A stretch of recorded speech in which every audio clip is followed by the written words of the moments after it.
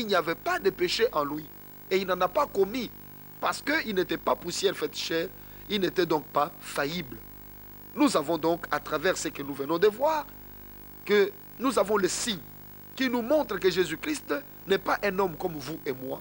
C'est vraiment le Fils de Dieu venu dans le monde pour nous sauver. Il n'est pas poussière faite chair, mais il est parole faite chair. Croyez donc en lui et vous serez sauvés.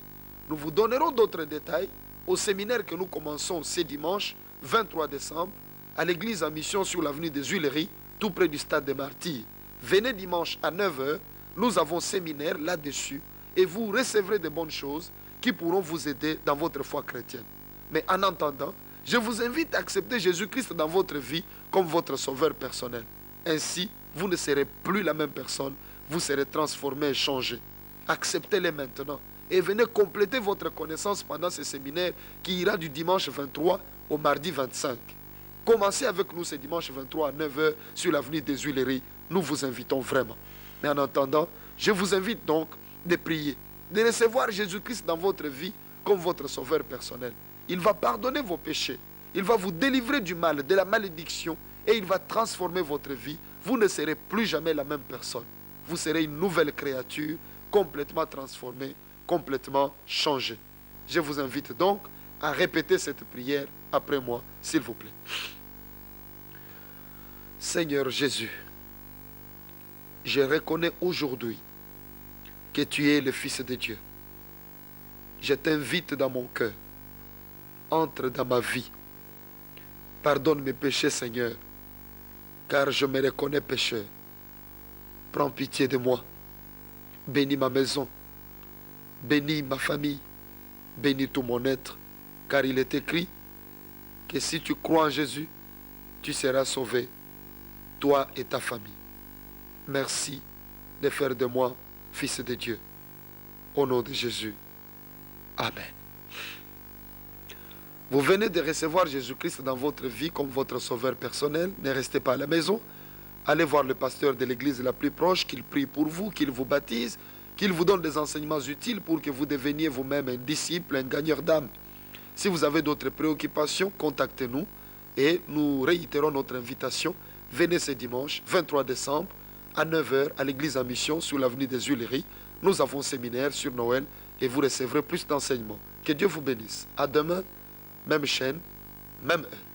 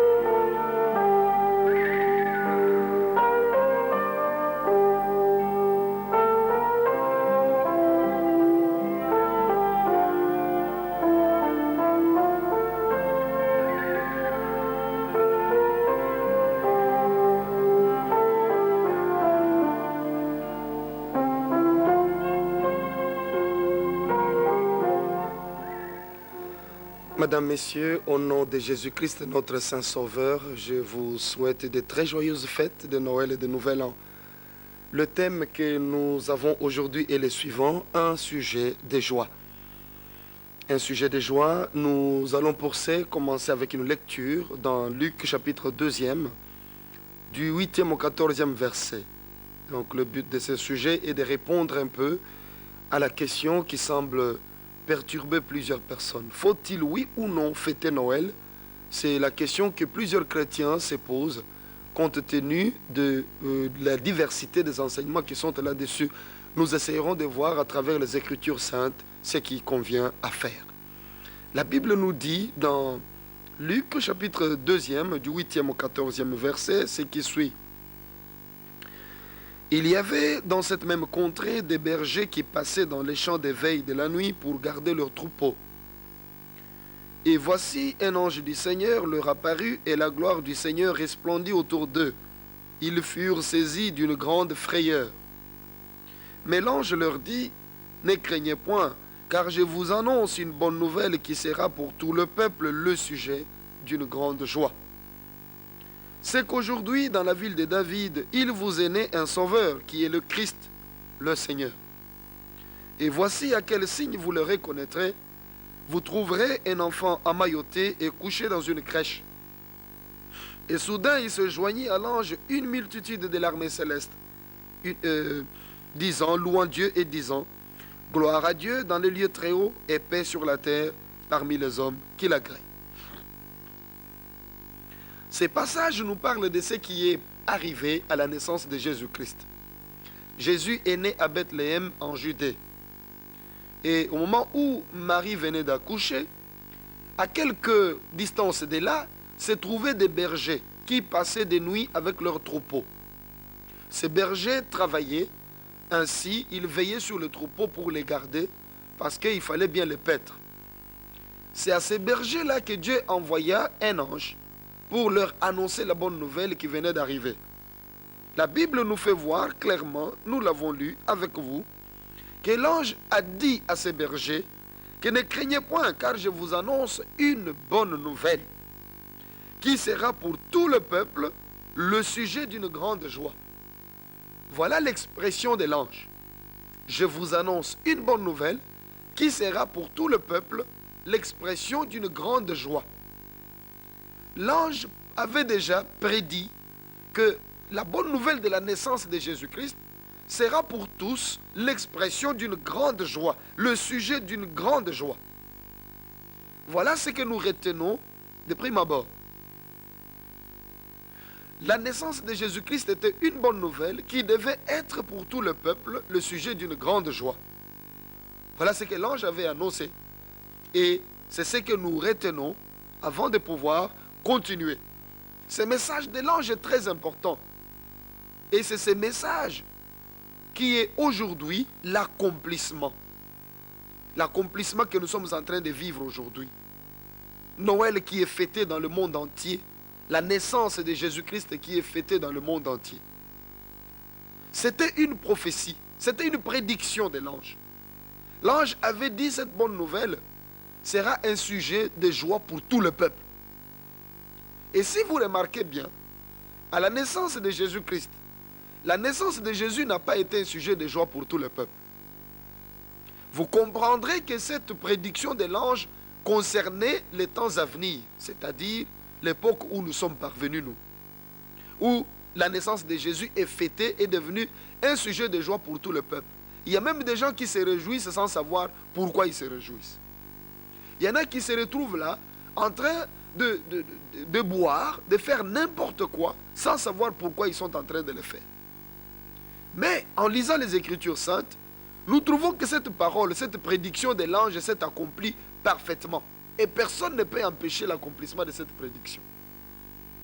Parce qu'à la naissance de Jésus, d'aucuns pourraient dire que cette parole concernait le jour même de la naissance, ce qui n'est pas vrai. Parce que le jour de la naissance de Jésus, d'abord, tout Israël n'était même pas au courant. Personne ne le savait. La révélation n'a eu lieu qu'auprès des bergers. Et après, il y a eu aussi des mages d'Orient qui avaient été avertis de la naissance du Fils de Dieu. Ceux-là se sont mis en marche. Ils sont arrivés jusqu'à Jérusalem. Et quand ils ont posé leurs problèmes, ils ont dit, où est le roi des Juifs qui vient de naître? Car nous venons de voir son étoile depuis l'Orient. La Bible nous fait voir que cette nouvelle avait troublé tout Jérusalem. Même le roi Hérode était troublé. Et quelle est la suite qui avait été réservée par l'annonce de cette bonne nouvelle, de la naissance du roi? Quelle a été la suite? C'était le massacre. Donc ce n'était pas un sujet de joie à cette époque-là. L'ange avait pourtant dit que je vous annonce une bonne nouvelle qui sera un sujet de joie pour tout le peuple. Mais quand la bonne nouvelle a été annoncée dans Jérusalem, ça n'a pas été un sujet de joie. La Bible nous dit que tout Jérusalem fut troublé. Et la Bible nous dit comment Hérode avait réagi.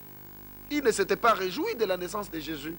Il a massacré des enfants à Bethléem en espérant qu'il massacrerait Jésus-Christ parmi eux et qu'il mettrait ainsi fin à ses prétentions, selon lui. Nous voyons donc que cette parole de l'ange concernait des générations futures. Aujourd'hui, la bonne nouvelle de naissance de Jésus-Christ, c'est un sujet de joie. Nous ne sommes pas obligés de fêter Noël. Nous ne sommes pas obligés de nous réjouir. Mais nous constatons que le monde entier se retrouve dans la joie. En tout cas, la plus grande partie. Dans la joie à cause de cette bonne nouvelle de la naissance de Jésus-Christ. Alors, il ne faudra pas continuer à penser qu'il ne faut pas fêter Noël. Parce que les arguments qui ont toujours été donnés nous semblent fragmentaires. Pourquoi? Parce qu'on vous dira que voilà, le 25 décembre, c'est une date qui avait été réservée à une divinité étrangère. Voilà pourquoi il ne faudra pas célébrer Noël. Il ne faut pas fêter à cette date-là. C'est une date qui avait été réservée à une divinité étrangère. Nous disons non. Non, pourquoi? Parce que nous sommes de ceux-là qui croyons que tous les jours de l'année appartiennent à notre Seigneur, à notre Dieu, qui a créé les cieux et la terre. Et qu'aucun jour ne doit être consacré à un démon. D'ailleurs, si cet argument-là peut être considéré, moi je dirais alors que ceux qui avaient fixé Noël le 25 décembre avaient raison. Pourquoi? Parce qu'il fallait bien donner ces jours-là au Seigneur, pour que le Seigneur soit glorifié au lieu que ce soit une divinité étrangère. Ce n'est pas à nous, prédicateurs, de continuer à consacrer ces jours-là aux divinités étrangères, à dire que non, c'est une fête païenne, il y avait des païens qui célébraient leur divinité. Nous ne pouvons pas continuer à rappeler à la population ce que la population ne connaît même pas. Nous devons plutôt nous réjouir que cette journée, qui était réservée aux mauvais esprits, aujourd'hui est consacrée au Seigneur. C'est une victoire, c'est un succès. Voilà pourquoi moi je suis d'accord que pendant ces jours-là, le nom de Jésus soit glorifié, des séminaires soient tenus, des campagnes soient tenues, que des gens se convertissent, croient en Jésus-Christ comme leur sauveur personnel. Parce que quel est le message de Noël? Le message de Noël est que le Messie promis est déjà venu dans le monde pour sauver les hommes. Cela est très important. Et nous ne pouvons pas nous priver d'une telle opportunité pour transmettre cet évangile. Parce que c'est en cette période-là que beaucoup de gens vont à l'église, peut-être une fois par an. Et il est important de leur parler, de leur annoncer Christ au lieu d'entrer dans des débats inutiles qui ne donnent la vie à personne. Parce que s'il faut garder cette logique, de dire que le 25 décembre était une journée réservée à une divinité païenne, etc., alors on ne peut plus prier. On ne peut plus prier en aucun jour. Parce que quand vous regardez les jours de la semaine, les noms de ces jours-là sont des noms de démons. Lundi, ça vient du latin, on vous dit Lunae dies, le jour de la lune. Mardi, Martis dies, le jour de Mars. Mercredi, Mercurii dies, le jour de Mercure. Vous prenez jeudi, Iovis dies, le jour de Jupiter. Et vous prenez vendredi, Venus dies, le jour de Vénus. Ce sont des divinités étrangères. Mais nous ne nous empêchons pas de célébrer des cultes pendant ces jours-là, d'adorer notre Seigneur, de le bénir et de le louer. Alors que tous les jours-là, à part samedi et dimanche,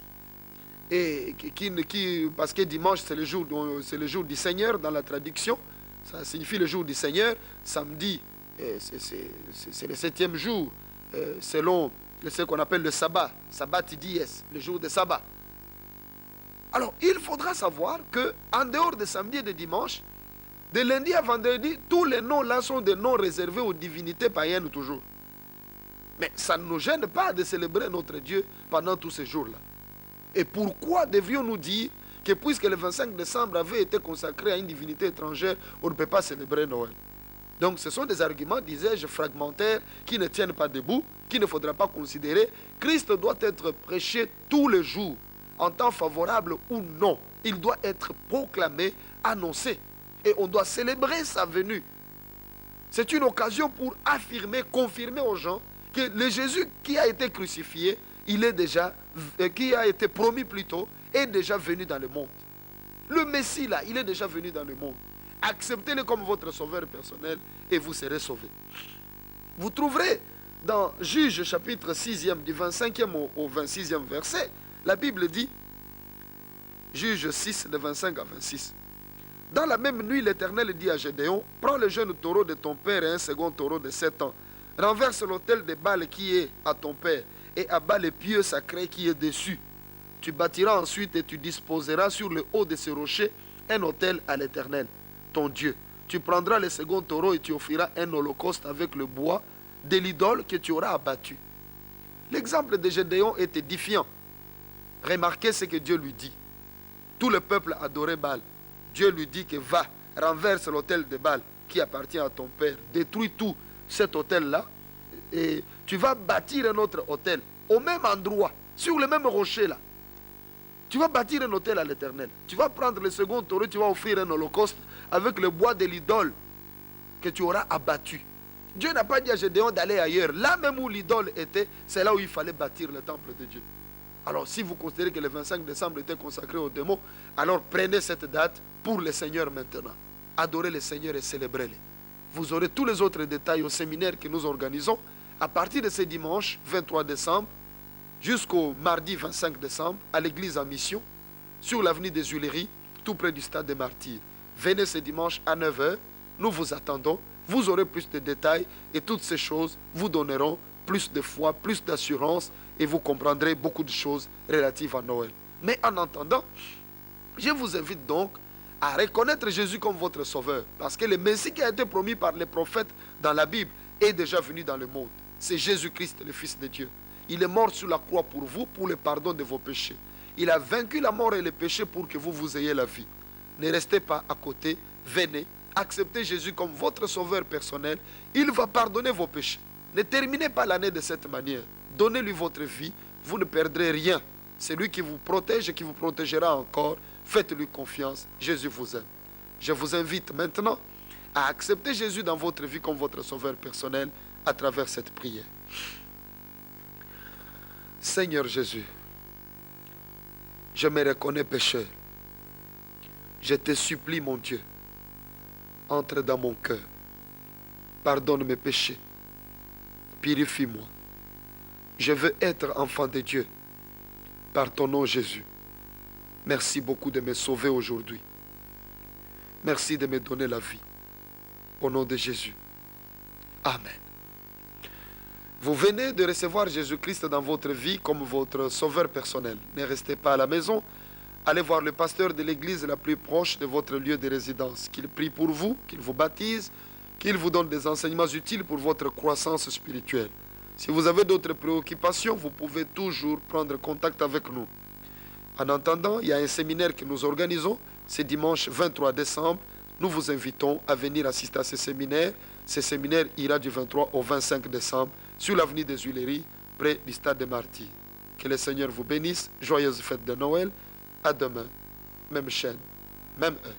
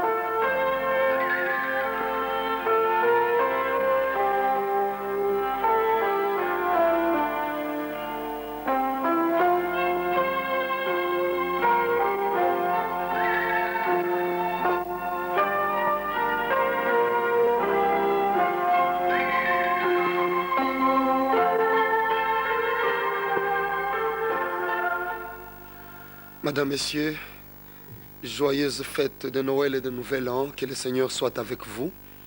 Pour notre émission Les Bons Pâturages d'aujourd'hui, nous avons pour thème le roi né. Nous lisons pour ça dans Matthieu chapitre 2, où nous lisons du 1er verset au 6e verset. La Bible dit: Jésus étant né à Bethléem en Judée au temps du roi Hérode, voici des mages d'Orient arrivèrent à Jérusalem et dirent: Où est le roi des Juifs qui vient de naître? Car nous avons vu son étoile en Orient et nous sommes venus pour l'adorer. Le roi Hérode, ayant appris cela, fut troublé et tout Jérusalem avec lui. Il assembla tous les principaux sacrificateurs et les scribes du peuple, et il s'informa d'eux où devait naître le Christ.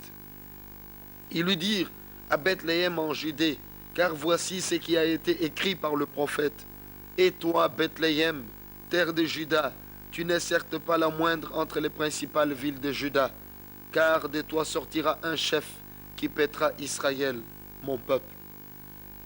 Ce passage des Écritures saintes est en train de nous faire voir clairement que Jésus-Christ est un roi né.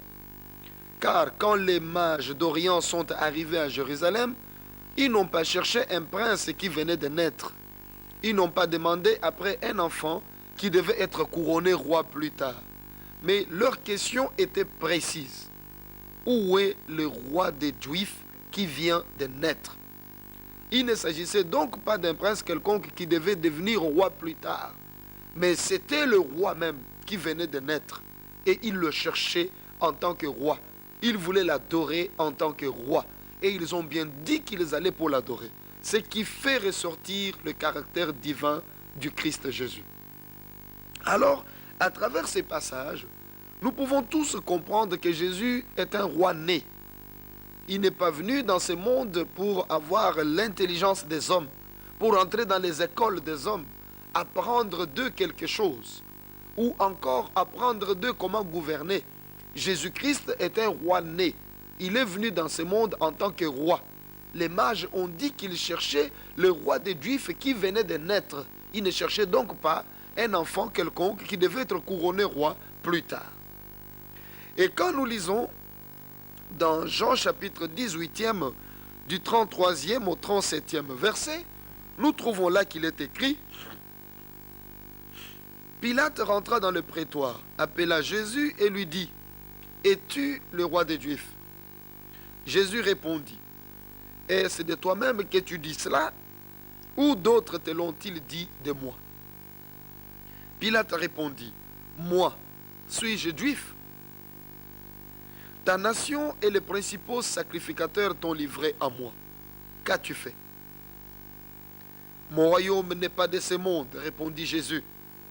Si mon royaume était de ce monde, mes serviteurs auraient combattu pour moi afin que je ne fusse pas livré aux Juifs. Mais maintenant, mon royaume n'est point d'ici-bas. Pilate lui dit: Tu es donc roi? Jésus répondit: Tu l'as dit, je suis roi. Je suis né et je suis venu dans le monde pour rendre témoignage à la vérité. Quiconque est de la vérité, écoute ma voix. Lors du procès de notre Seigneur Jésus-Christ, cette conversation a eu lieu entre Jésus-Christ et Pilate. Pilate lui a posé des questions précises ayant trait à sa royauté. Jésus-Christ ne l'a pas nié. Il a dit: je suis roi. Mais il a tenu à préciser que si j'étais un roi selon le monde, mes serviteurs auraient combattu pour moi. Il a fait comprendre à Pilate qu'il était roi, mais qu'il n'était pas roi de ce monde, selon les termes fixés par ce monde, mais qu'il était un roi né. Il dit: je suis né et je suis venu ici pour rendre témoignage à la vérité. Quiconque est de la vérité, écoute mon témoignage. Jésus-Christ a fait comprendre à Pilate que mon royaume n'est pas de ce monde. Même si je suis roi, mais mon royaume n'est pas de ce monde. Il venait donc de son royaume, de là où il était roi. Et il était venu dans ce monde ici pour sauver les hommes, pour les délivrer de la mort et de la confusion. Et Pilate ne savait pas trop bien que penser de Jésus. Et le Seigneur nous fait voir, comme pour confirmer ce que les mages avaient dit, qu'il est un roi né. Il dit, je suis né, je suis venu dans le monde pour témoigner la vérité. Quiconque est de la vérité, écoute ma voix. Pilate lui a demandé, es-tu roi? Il a dit, tu le dis, je suis roi. Mais mon royaume n'est pas de ce monde. Croire que Jésus-Christ est un roi né est très important. Parce que cela vous permet d'accepter sa divinité, d'accepter sa seigneurie, de croire qu'il est vraiment venu dans ce monde pour sauver le monde. Parce que les hommes ne peuvent pas se sauver eux-mêmes. C'est pour cette raison que Dieu avait envoyé son Fils unique, Jésus-Christ, pour nous sauver. Il était roi avant de naître dans ce monde.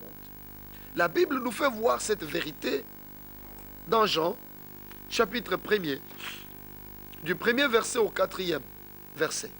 La Bible dit, au commencement était la parole, et la parole était avec Dieu, et la parole était Dieu. Elle était au commencement avec Dieu. Toutes choses ont été faites par elle, et rien de ce qui a été fait n'a été fait sans elle. En elle était la vie, et la vie était la lumière des hommes. La Bible nous fait voir, à travers cette référence, qu'au commencement était la parole, et la parole était avec Dieu. Et cette parole était Dieu. La Bible nous fait voir clairement que Jésus-Christ était avec son Père au commencement. Parce que le verset 14 nous dit, et la parole, donc cette parole qui était avec Dieu, a été faite chair.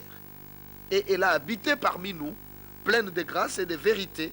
Et nous avons contemplé sa gloire, une gloire comme la gloire du Fils unique venu du Père. Cette parole confirme une fois de plus ce que les mages disaient.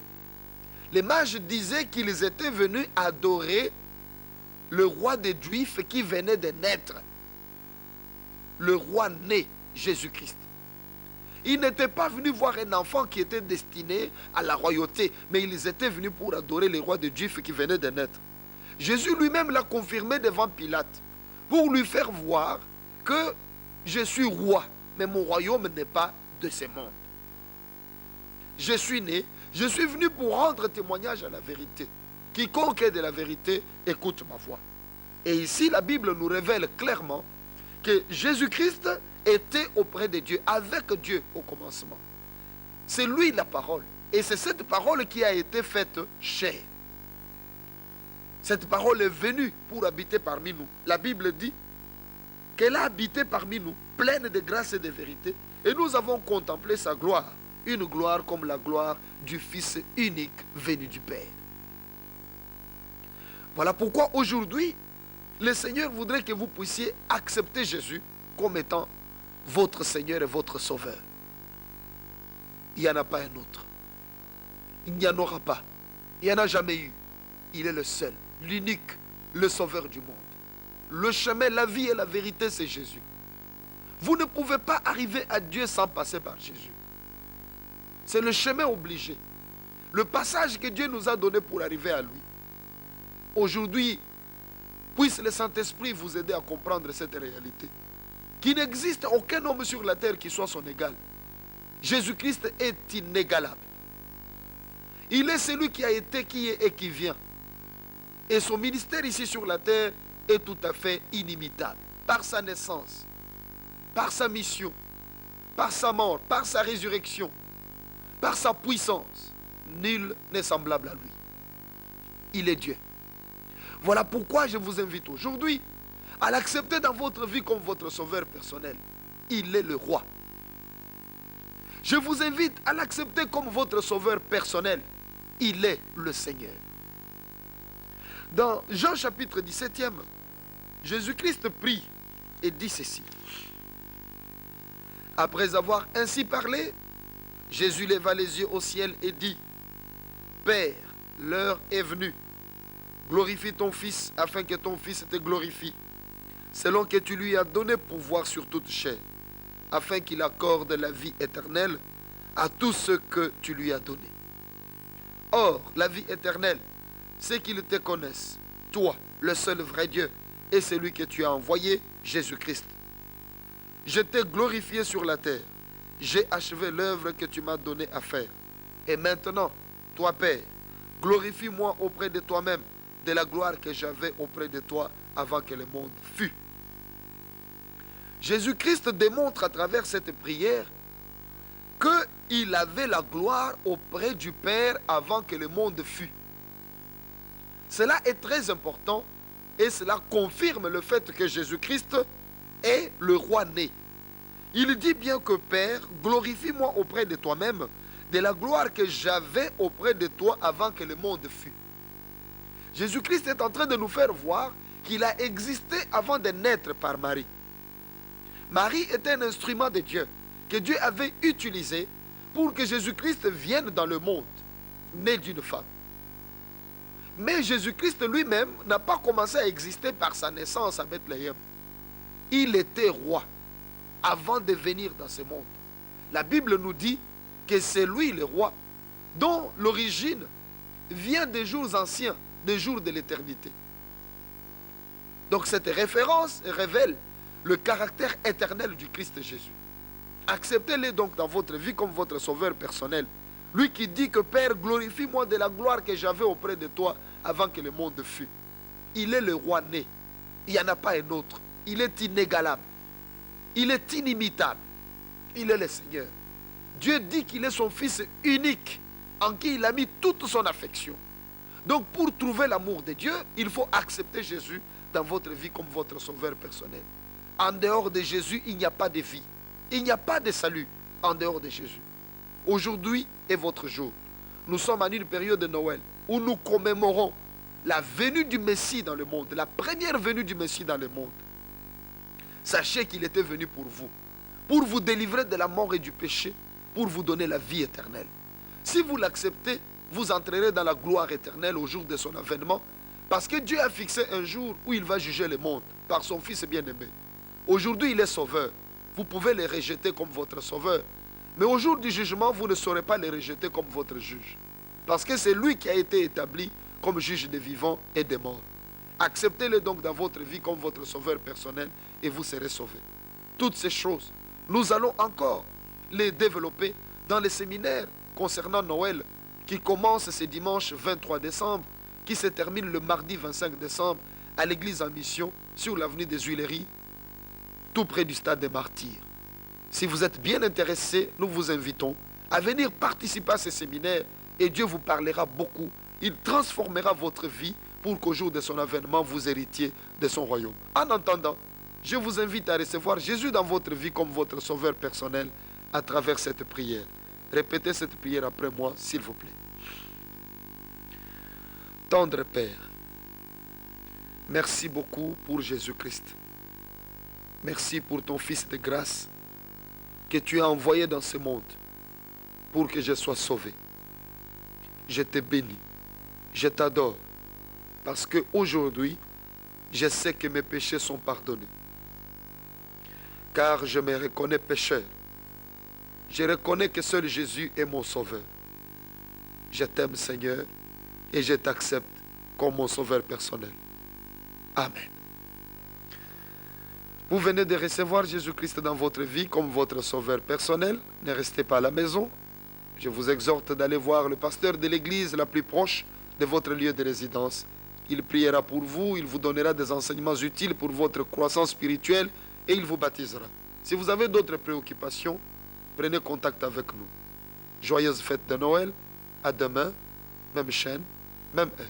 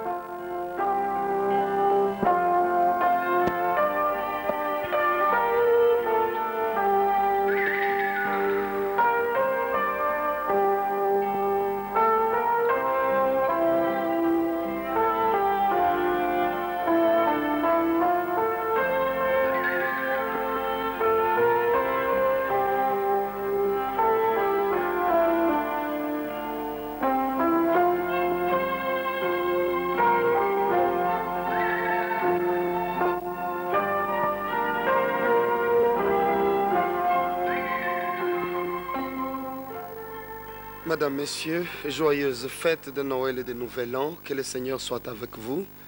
Notre émission, Le Bon Pâturage d'aujourd'hui, a pour thème la mission de l'enfant. Nous allons lire dans Luc au chapitre 2, du premier verset, du 25e verset plutôt, au 32e verset. La Bible dit, Luc 2, de 25 à 32, « Et voici, il y avait à Jérusalem un homme appelé Siméon. Cet homme était juste et pieux. Il attendait la consolation d'Israël et l'Esprit Saint était sur lui. Il avait été divinement averti par le Saint-Esprit qu'il ne mourrait point avant d'avoir vu le Christ du Seigneur. Il vint au temple, poussé par l'Esprit. Et comme les parents apportaient le petit enfant Jésus pour accomplir à son égard ce qu'ordonnait la loi, il les reçut dans ses bras, bénit Dieu et dit, « Maintenant, Seigneur, tu laisses ton serviteur s'en aller en paix selon ta parole. Car mes yeux ont vu ton salut, salut que tu as préparé devant tous les peuples, lumière pour éclairer les nations et gloire d'Israël, ton peuple. » Nous voyons à travers cette référence que quand Jésus est né, il y a eu une série d'événements qui se sont déroulés tout autour de cette naissance. Et parmi ces événements, il y a celui-ci, où un vieillard, rempli du Saint-Esprit, cet homme avait été divinement averti qu'il ne mourrait point avant d'avoir vu le Christ. Et ces choses se sont accomplies au jour où cet homme fut divinement averti par le Saint-Esprit que Jésus-Christ devait être apporté dans le temple pour être présenté devant la face de Dieu. Lui aussi s'était rendu au temple. Il est arrivé là et il a reçu l'enfant dans ses bras. Et il a béni Dieu en disant, « Maintenant Seigneur, tu laisses ton serviteur s'en aller en paix selon ta parole. » Cet homme avait tellement vieilli qu'il commençait à demander la mort. Il cherchait à partir, contrairement à beaucoup d'entre nous qui cherchons toujours à rester ici dans ce monde. Mais lui, il cherchait à s'en aller. Il avait de l'assurance. La mort n'était pas une barrière pour lui. C'était plutôt une porte qui le conduisait vers l'éternité, vers une gloire infinie, vers une joie qui est incomparable.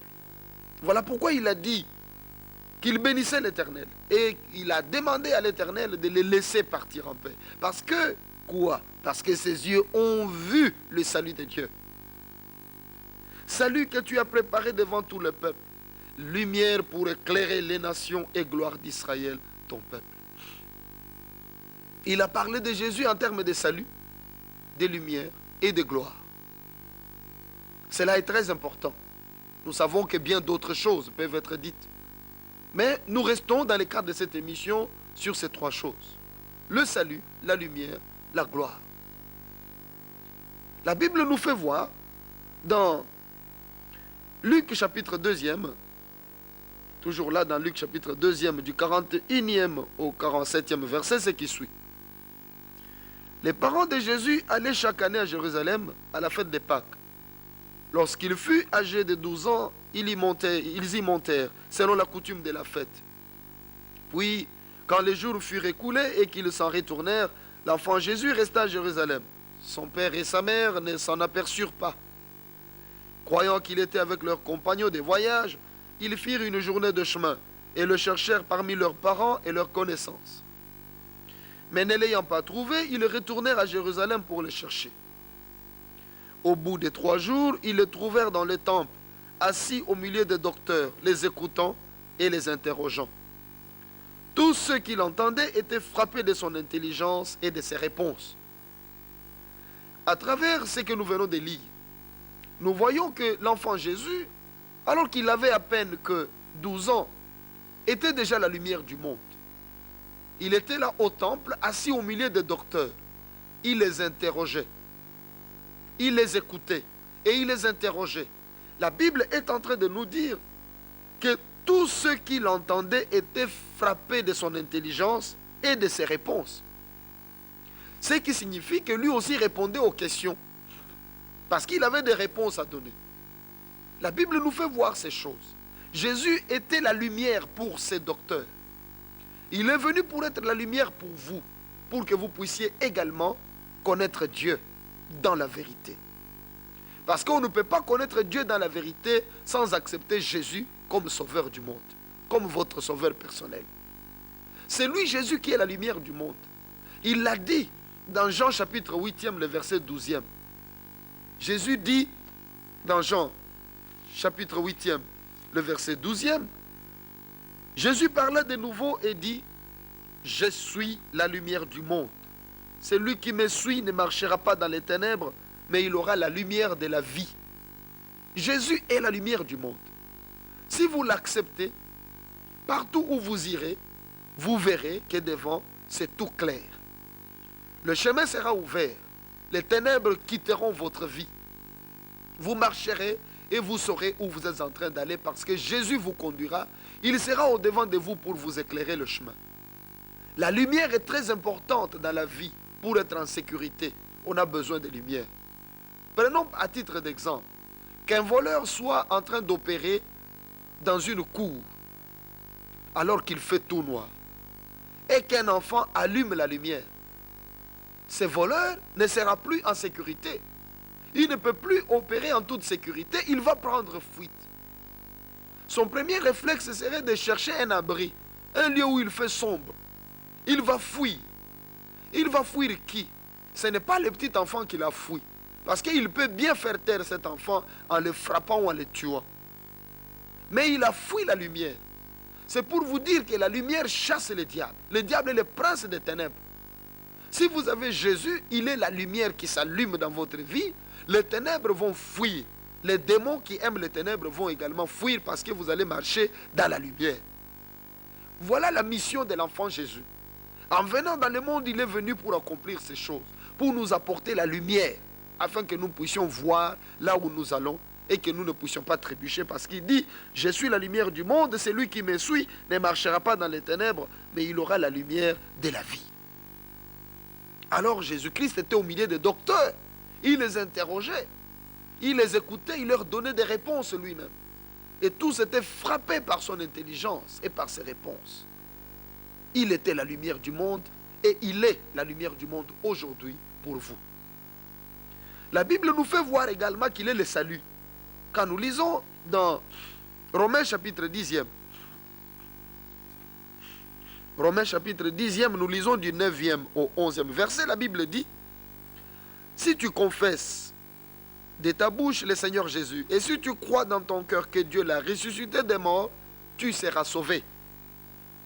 Car c'est en croyant du cœur qu'on parvient à la justice, et c'est en confessant de la bouche qu'on parvient au salut, selon que dit l'Écriture. Quiconque croit